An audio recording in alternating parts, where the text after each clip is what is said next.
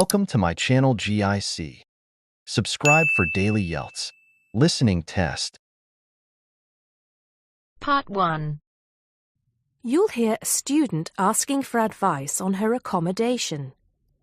First, you have some time to look at questions 1 to 6.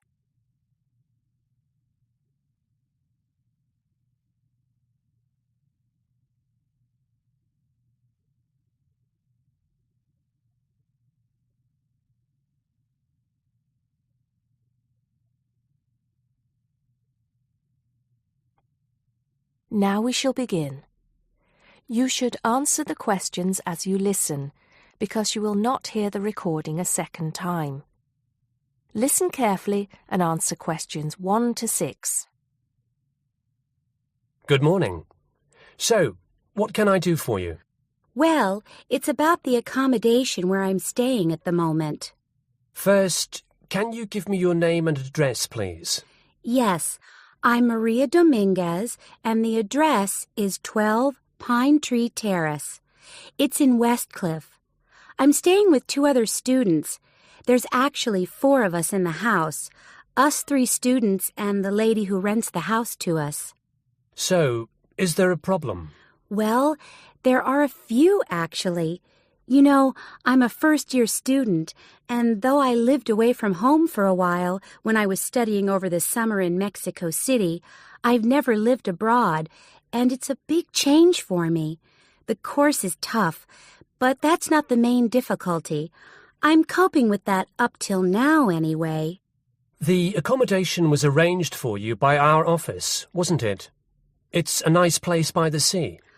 Okay, but it's difficult. There are only a few buses, and it takes about 50 minutes. It's just so far away, and there's no way I can get back if I want to stay on after 7. And also the other thing is, there's nothing to do there. It's basically just a village. All my friends stay on campus. What about the girls you live with? Do you get on with them? Well, when I see them, but one of them is hardly ever there. Mostly she stays in a house with friends. They've got plenty of extra space, you see. The other girl is quiet as a mouse and hardly ever leaves her room. The landlady's friendly enough, though a bit forgetful, and she doesn't keep the place very clean. I don't have any real problem with her as a person, though. I understand it's rather far away. So I suppose you'd like us to find you a place in the halls of residence or closer by in the town. That would be good. You did say in your brochure that most first-year students are offered a place in halls. I think it actually said final-year students have priority there. They need the library facilities more for studying for their finals.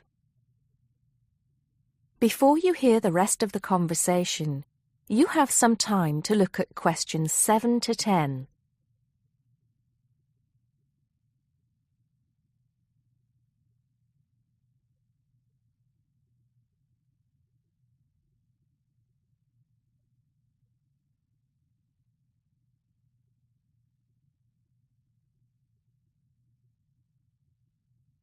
Now listen and answer questions 7 to 10.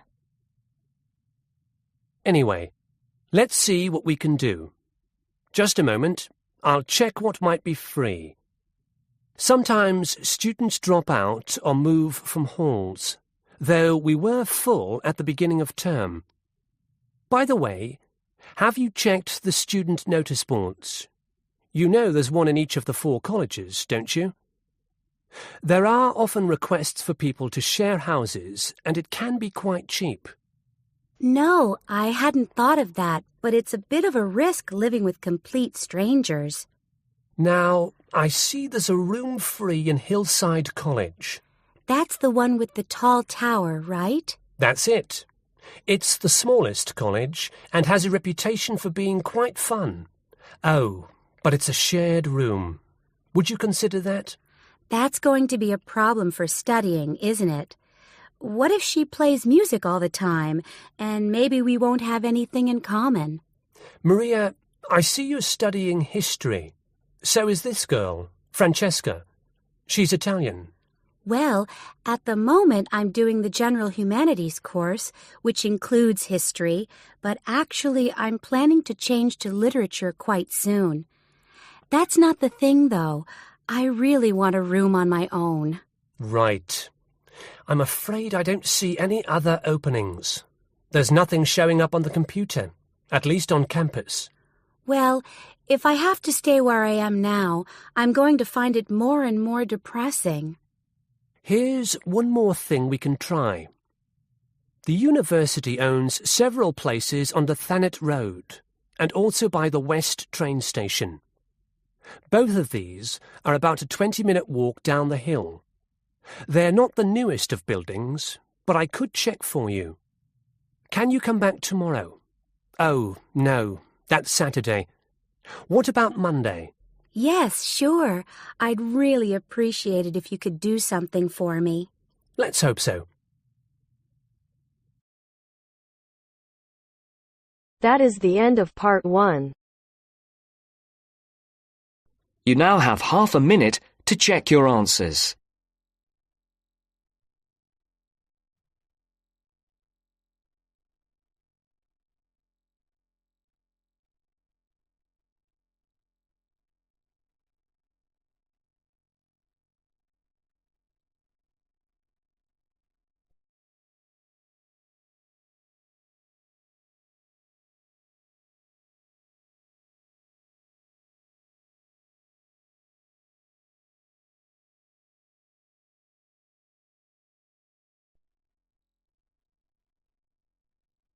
Now turns to part 2.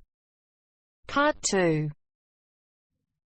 You will hear a tour guide welcoming a group of visitors to the British Library and telling them about the library and what they will see there. First, you have some time to look at questions 11 to 15.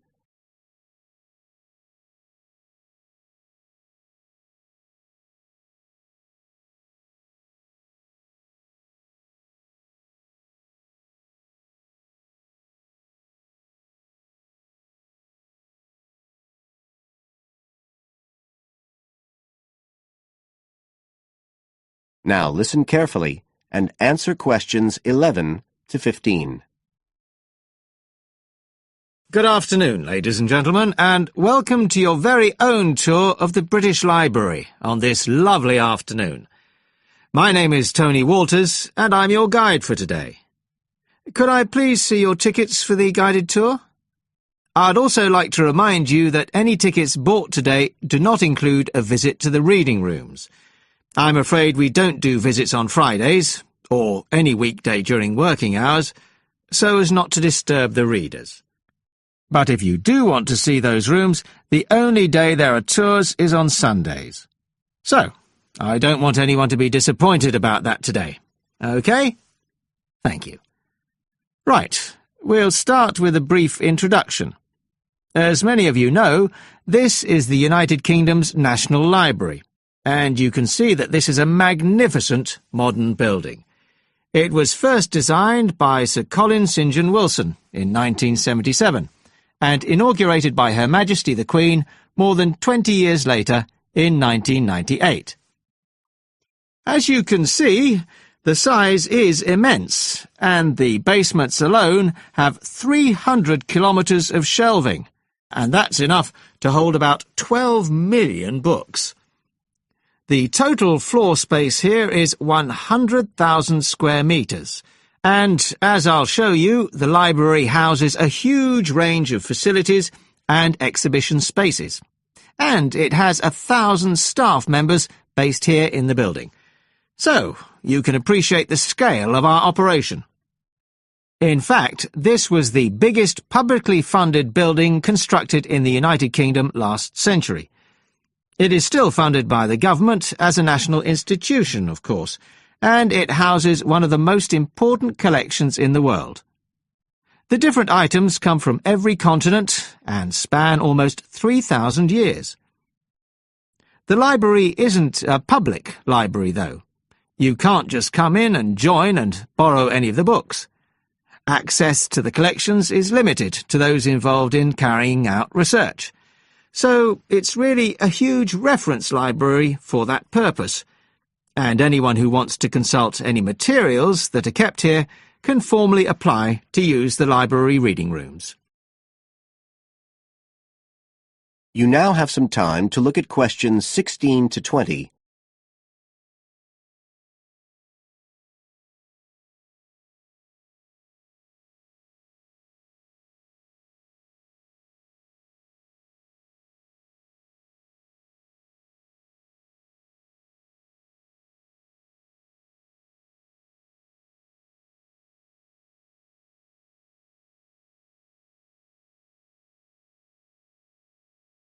Now listen and answer questions 16 to 20.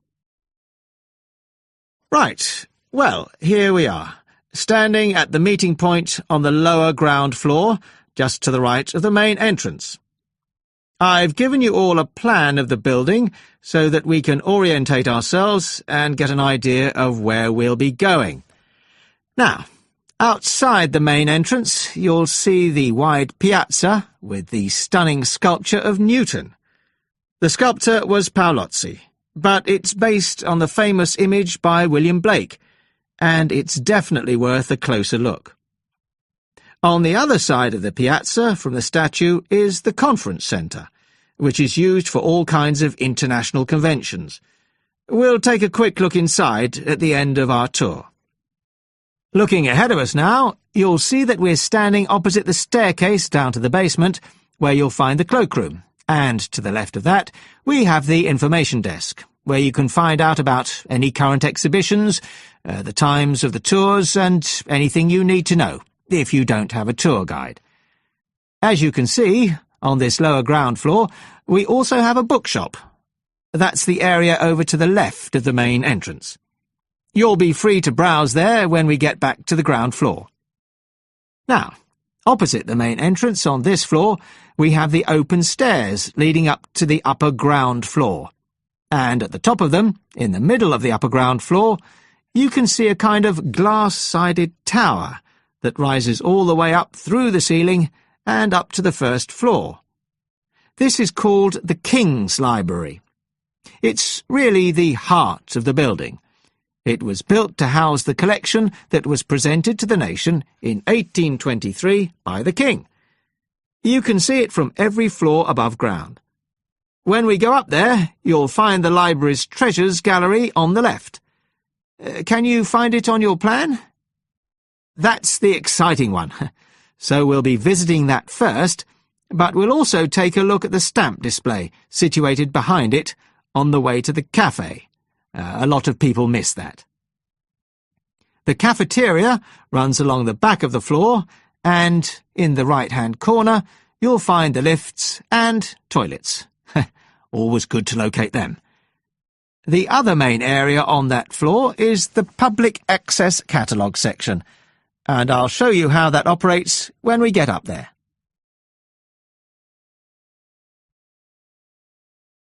That is the end of part 2. You now have half a minute to check your answers.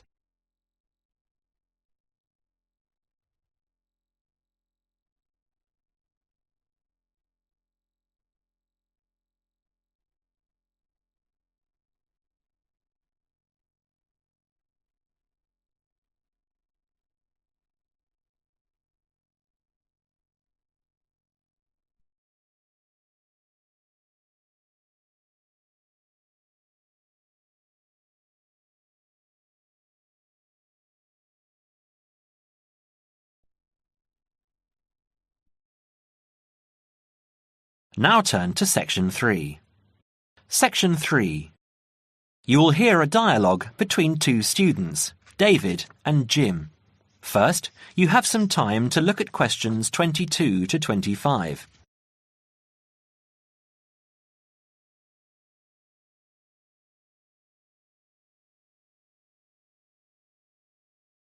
Now listen carefully and answer questions 22 to 25. Hi, Jim. Hi, David. I'm glad I found you. I've got a topic for our presentation next month. What is it? I thought it would be a good idea to talk about glass and how it's recycled. That doesn't sound very interesting. That's what I thought, but it is. Did you know that glass has been around since as early as 4000 BC, when glass was used in the Middle East as a glaze to decorate beads? Is it really that old? Yes, and by 1550 BC, coloured glass vessels were widespread and used for cooking and drinking. The earliest known clear glass is a vase found in Nineveh in Assyria, dated from around 800 BC, which is now in the British Museum here in London. You know, I think I've seen that. I was at the British Museum a couple of months ago with Lisa. We don't realise how valuable glass was. It wasn't used widely back then. Until the 18th and 19th centuries, glass was very expensive and was used for limited applications, such as stained glass windows for churches. Large-scale glass manufacturing began with the Industrial Revolution, with the mass production of glass containers beginning at the onset of the 20th century, and glass light bulb production automated in 1926. How expensive? I don't know.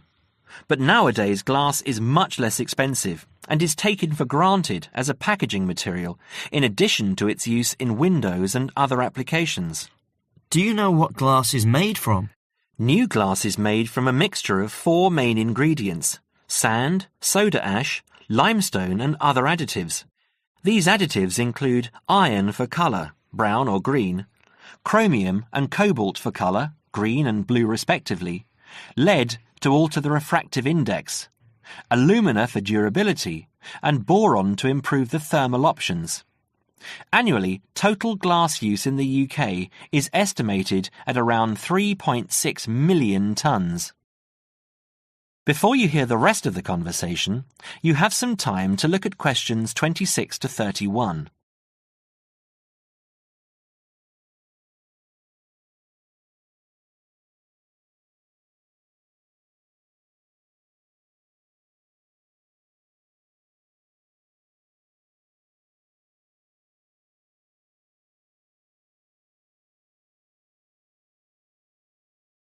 Now listen and answer questions 26 to 31.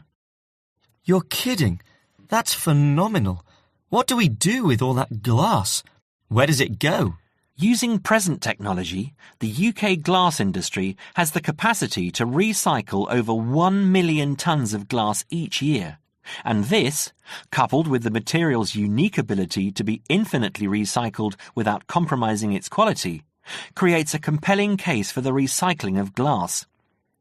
Despite this, glass makes up around 7% of the average household dustbin, and last year over 2.5 million tonnes of this material was landfill. How can glass be recycled? It can be recycled indefinitely as part of a simple but hugely beneficial process, as its structure does not deteriorate when reprocessed. In the case of bottles and jars, up to 80% of the total mixture can be made from reclaimed scrap glass, called cullet. What's it called? Cullet. C-U-L-L-E-T. Cullet from a factory has a known composition and is recognised as domestic cullet. From bottle banks it is known as foreign, and its actual properties will not be known.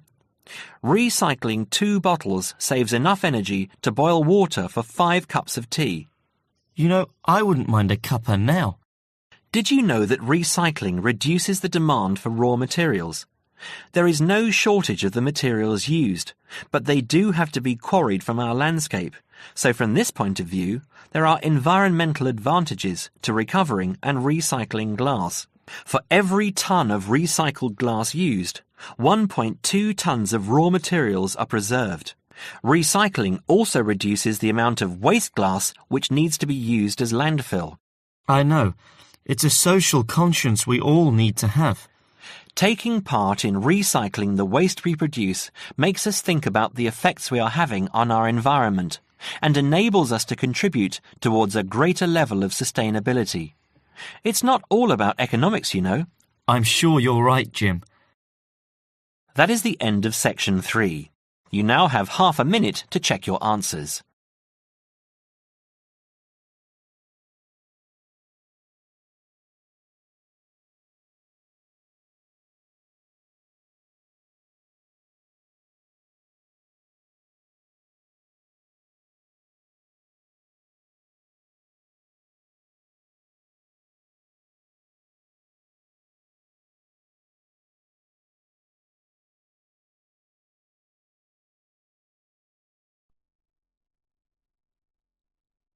Now turns to Part 4. Part 4. You'll hear a lecture on MSG. First, you have some time to read questions 32 to 41.